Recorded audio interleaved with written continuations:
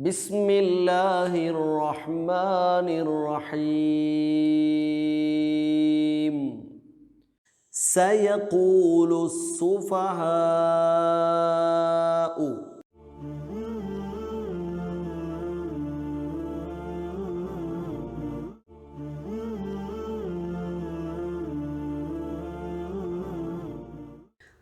أعوذ بالله من الشيطان الرجيم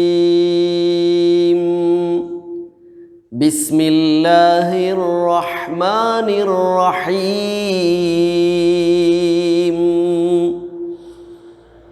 ليس البر أن تولوا وجوهكم قبل المشرق والمغرب ولكن البر من آمن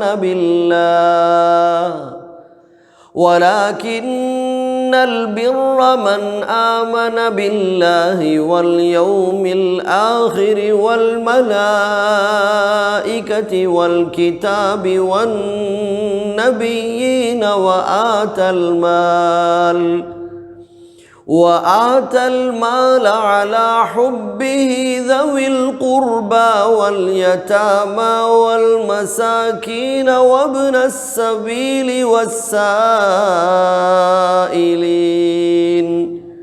والسائلين وفي الرقاب وأقام الصلاة وآتى الزكاة والموفون بعهدهم إذا عاهدوا والصابرين في البأساء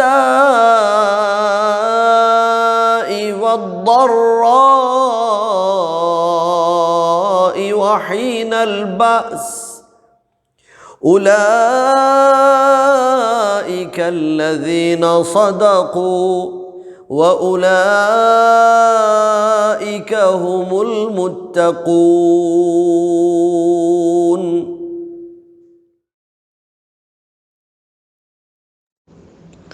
അസ്സലാമു അലൈക്കും വറഹ്മത്തുള്ളാഹി.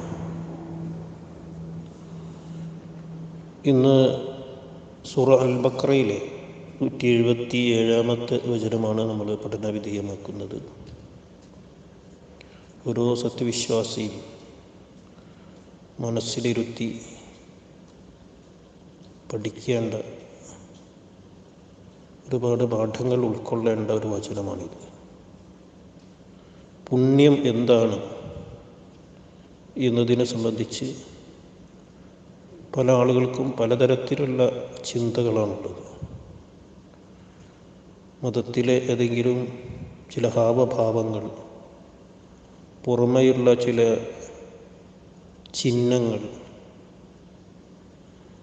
ഇതൊക്കെ ഉൾക്കൊണ്ടാൽ ദീനായി എന്ന് മനസ്സിലാക്കുന്ന മഹാഭൂരിപക്ഷ ജനങ്ങളുണ്ട്. രാവിലെ വെള്ളിയാഴ്ച ഒന്ന് ജുമാക്ക് പോവുക, എപ്പോഴെങ്കിലും കൂടുമ്പോഴൊക്കെ ഒന്ന് നിസ്കരിക്കാൻ പോവുക, അങ്ങനെ ചില മയ്യത്ത് നമസ്കാരത്തിലും അങ്ങനെയുള്ള ചില ചടങ്ങുകളിലൊക്കെ പങ്കെടുക്കുക. പിന്നെ ജീവിതത്തിൻ്റെ മറ്റു മേഖലകളിലൊക്കെ എന്തും ആവാം എന്ന് ധാരണ വെച്ച് പുലർത്തുന്നവരാണ് മഹാഭൂരിപക്ഷം. അതുകൊണ്ട് തന്നെ എന്താണ് പുണ്യം എന്നതിനെ സംബന്ധിച്ച് വിശുദ്ധ ഖുർആൻ വളരെ വ്യക്തമായി ഇവിടെ പഠിപ്പിക്കുകയാണ്. ലൈസൽ ബിർറ അൻ തുവല്ലു വുജൂഹക്കും ഖിബലൽ മശ്രിഖി വൽ മഗ്രിബി. ലൈസൽ ബിർറ എന്ന് പറഞ്ഞുകൊണ്ടാണ് ഈ വചനം അല്ലാഹു തുടങ്ങുന്നത് തന്നെ. പുണ്യം അല്ല അൻ തുവല്ലു വുജൂഹക്കും ഖിബലൽ മശ്രിഖി വൽ മഗ്രിബി, പടിഞ്ഞാറ്റും കിഴക്കോട്ടുമൊക്കെ തിരിഞ്ഞു നിൽക്കലല്ല പുണ്യം. നിങ്ങളുടെ മുഖം കിഴക്കോട്ടോ പടിഞ്ഞാറ്റോ ഒക്കെ തിരിഞ്ഞു നിൽക്കുക, അതൊന്നല്ല പുണ്യം. ഈ കിബിലമാറ്റത്തെ സംബന്ധിച്ചുള്ളൊരു പശ്ചാത്തലത്തിൽ കൂടിയാണ് ഈ വചനം അവതീർണമാകുന്നത്. കാരണം മസ്ജിദ് അഖ്സയിൽ നിന്ന് മസ്ജിദ് ഹറമയിലേക്ക് കിബില മാറ്റിയപ്പോൾ അവിടെ പലതരത്തിലുള്ള വസ്വാസുകൾ ഉണ്ടാക്കാൻ ജൂതന്മാരും ക്രിസ്ത്യാനികളൊക്കെ ശ്രമിച്ചിരുന്നല്ലോ. അപ്പോൾ അതിനും കൂടിയുള്ള മറുപടിയാണ്, നിങ്ങളിങ്ങനെ അങ്ങോട്ടും ഇങ്ങോട്ടും തിരിഞ്ഞു നിൽക്കലൊന്നല്ല, അത് ഏത് ദിശയിലേക്കാണോ ഏത് ഭാഗത്തേക്കാണോ തിരിഞ്ഞു നിൽക്കാൻ പഠിപ്പിച്ചത് അതേ രൂപത്തിൽ തിരിഞ്ഞു നിൽക്കുക. പക്ഷെ അതൊന്നുമല്ല പ്രധാനം. വലാക്കിന്നൽ ബിർറ, എന്നാൽ പുണ്യം എന്ന് പറയുന്നത് മൻ ആമന ബില്ലാഹി വൽ യൗമിൽ ആഖിർ, അള്ളാഹുവിൽ കൃത്യമായി വിശ്വസിക്കുക.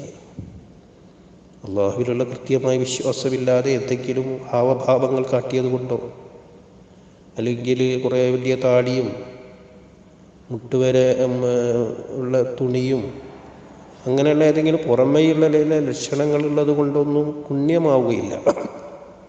അള്ളാഹുവിലുള്ള കൃത്യമായ വിശ്വാസം വേണം. വൽ യൗമിൽ ആഖിർ, പരലോകത്തിലുള്ള വിശ്വാസം വേണം.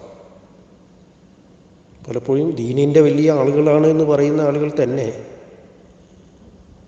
അവരുടെ അടുത്തേക്കെത്തുമ്പോൾ മറ്റ് പല കാര്യങ്ങളിലും, ഇടപാടുകളിലും മറ്റു കാര്യങ്ങളിലുമൊക്കെ അവരുമായി അടുത്തു നിൽക്കുമ്പോൾ പലപ്പോഴും ഈ പരലോക വിശ്വാസമുണ്ടോ എന്ന് പലപ്പോഴും നമുക്ക് സംശയിച്ചു പോകും. അപ്പോൾ അള്ളാഹുവിലുള്ള കൃത്യമായ വിശ്വാസം, പരലോകത്തിലുള്ള വിശ്വാസം, വൽ മലായികത്തി, മലക്കുകളിലുള്ള വിശ്വാസം. മലക്കുകളിൽ എങ്ങനെയൊക്കെയാണ് വിശ്വസിക്കാൻ പറഞ്ഞത് ആ രൂപത്തിൽ കൃത്യമായി വിശ്വസിക്കുക. വൽ കിതാബി വൻ നബിയീൻ, അതേ പ്രകാരം തന്നെ വേദഗ്രന്ഥത്തിലും പ്രവാചകന്മാരിലുമൊക്കെയുള്ള വിശ്വാസം. ഈ വിശ്വാസമൊക്കെ സത്യസന്ധമാണ് എങ്കിൽ ജീവിതത്തിൻ്റെ മറ്റെല്ലാ മേഖലകളിലും ആ വിശ്വാസി സൂക്ഷ്മത പാലിക്കുന്നവനായിരിക്കും. അതിനെ തുടർന്ന് അവൻ്റെ ജീവിതത്തിൽ ഉണ്ടാവേണ്ട കുറേ ഗുണങ്ങളാണ് തുടർന്നുകൊണ്ട് അല്ലാഹു പറയുന്നത്. വആത്തൽ മാല അലാ ഹുബ്ബിഹി, ധനം അവൻ ചെലവഴിക്കും. അലാ ഹുബ്ബിഹി, അതിനോട് സ്നേഹമുള്ളപ്പോൾ തന്നെ. എന്ന് പറഞ്ഞാൽ ധനത്തിന് അവന് ആവശ്യമുണ്ട്, ഒരുപാട് ആവശ്യങ്ങളുണ്ട്. ആവശ്യങ്ങളുള്ളതോടൊപ്പം തന്നെ ദവിൽ ഖുർബ വൽ യതാമ വൽ മസാകീൻ വബിനിസ് സബീലി വസ്സായിലീൻ, ധനം ചെലവഴിക്കേണ്ട കുറച്ച് ആളുകളെ സംബന്ധിച്ച് അവിടെ പറയും ദവിൽ ഖുർബ, അടുത്ത ബന്ധുക്കൾ. നബി സല്ലല്ലാഹു അലൈഹി വസല്ലം പറഞ്ഞു, ഒരഗതിക്ക് ധർമ്മം ചെയ്താൽ അവനൊരു കൂലിയുണ്ട്. എന്നാൽ ആ അഗതി, ആ പാവപ്പെട്ടവൻ തന്നെ കുടുംബക്കാരനാണെങ്കിലോ അവന് 2 കൂലിയുണ്ട്.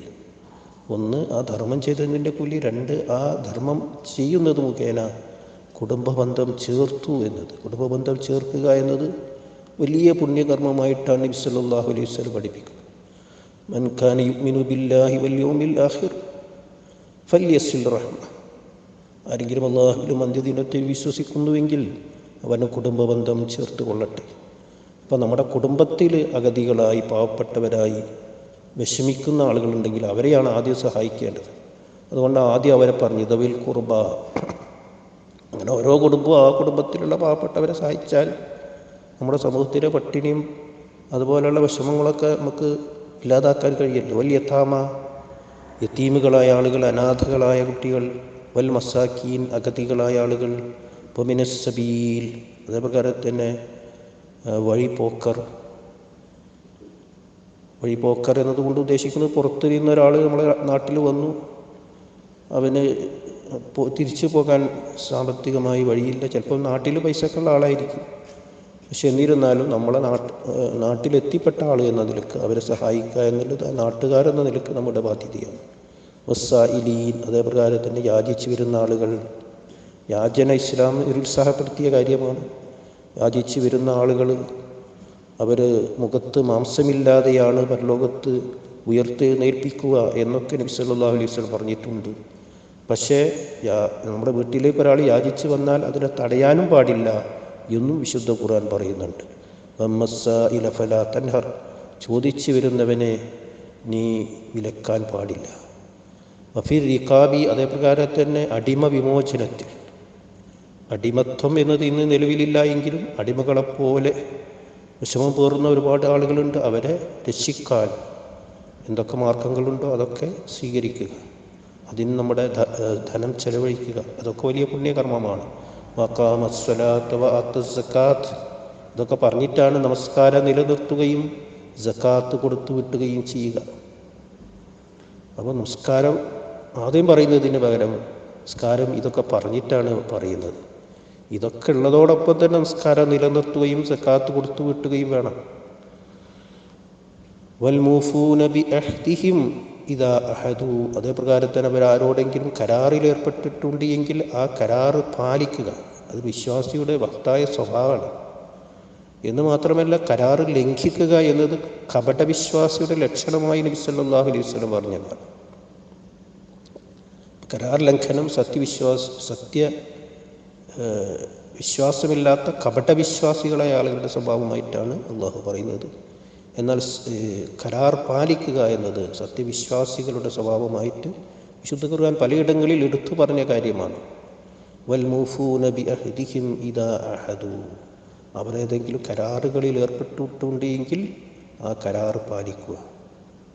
വലി അമാനാത്തിഹിം വഅഹ്ദിഹിം റാഊൻ, അവരവരുടെ അമാനത്തുകളും കരാറുകളും പാലിക്കുന്നവരായിരിക്കും എന്ന് വിശുദ്ധ ഖുർആൻ മറ്റൊരിടത്തും പറയുന്നുണ്ട്. വസ്സാബിരീന ഫിൽ ബഅ്സാഇ വദ്ദറാ, അതേപ്രകാരം തന്നെ സന്തോഷത്തിൻ്റെ സന്ദർഭത്തിലും സന്താപത്തിൻ്റെ സന്ദർഭത്തിലും ക്ഷമ അവലംബിക്കുക. നമുക്ക് ദുരിതം വരുമ്പോൾ നമ്മൾ ക്ഷമ അവലംബിക്കും. അതോടൊപ്പം തന്നെ സന്തോഷം ഉണ്ടാകുമ്പോൾ ക്ഷമ അവലംബിക്കണം. അങ്ങനെ സന്തോഷം ഉണ്ടാകുമ്പോൾ ക്ഷമ അവലംബിക്കുക. നമുക്ക് അമിതമായി എന്തെങ്കിലും പഠിച്ചവന് അനുഗ്രഹം ഉണ്ടാകുമ്പോൾ മതിമറന്ന് ജീവിക്കാൻ പാടില്ല.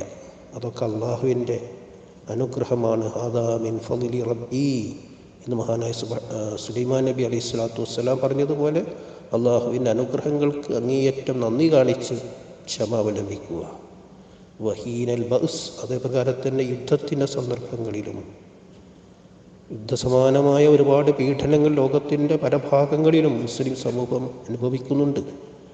ആ സന്ദർഭങ്ങളിലൊക്കെ ക്ഷമ അവലംബിക്കുക. ഉലൈകല്ലദീന സദഖൂ, അവരാണ് ഈമാനിനോട് സത്യസന്ധത പുലർത്തിയ ആളുകൾ.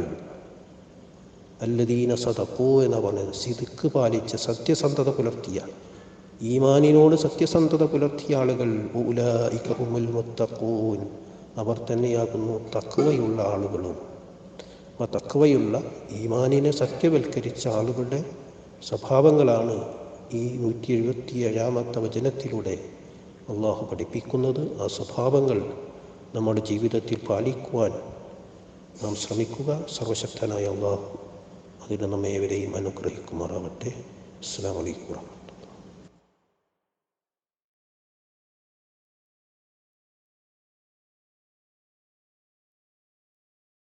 ബിസ്മില്ലാഹിർ റഹ്മാനിർ റഹീം.